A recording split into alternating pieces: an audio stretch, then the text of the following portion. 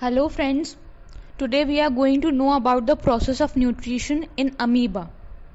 As you can see in the diagram provided in this slide, how amoeba takes in food. Amoeba takes in food using temporary finger-like extensions of the cell surface, which fuse over the food particle forming a food vacuole. And inside this food vacuole, complex substances are broken down into simpler ones, which then diffuse into the cytoplasm of amoeba. And the remaining undigested material is moved to the surface of the cell and thrown out. Moving on, we are going to know about the process of nutrition in human beings. As we all are aware, the moment we consume food, the saliva, it's an enzyme called salivary amylase that breaks down starch, which is a complex molecule, to give sugar. The food is mixed thoroughly with saliva and moved around the mouth while chewing by the muscular tongue. From the mouth, the food, which is now converted into the form of a bolus, is taken to the stomach through the food pipe or the esophagus. The stomach is a large organ which expands when food enters it. The muscular walls of the stomach helps in mixing the food thoroughly with more digestive juices. The digestion in stomach is taken care of by the gastric glands present in the walls of the stomach. These release hydrochloric acid or HCl, a protein digesting enzyme called pepsin, and mucus. The HCl reacts and creates an acidic medium which facilitates the action of the enzyme pepsin.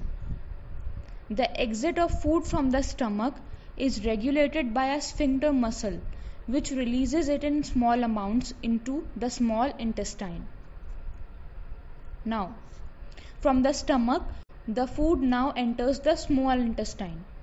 This is the longest part of the alimentary canal, which is fitted into a compact space because of extensive coiling, as you can see in the diagram of alimentary canal.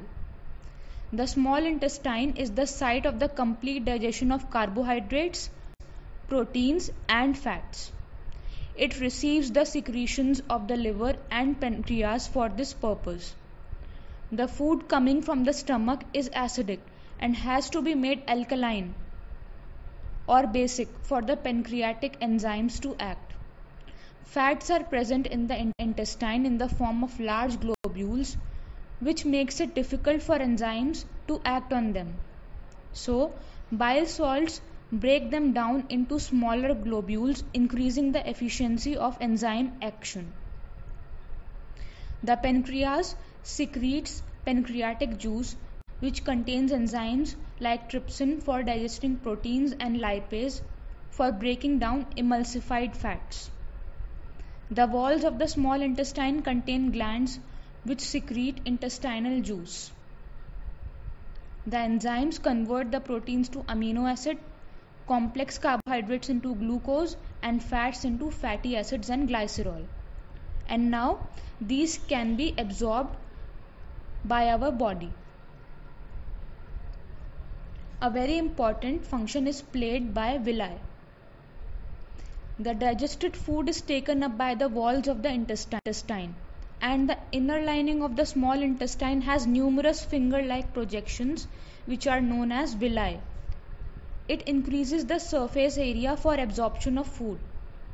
The villi are richly supplied with blood vessels which take the absorbed food to each and every cell of the body. It is utilized for obtaining energy, building up new tissues, and the repair of old tissues.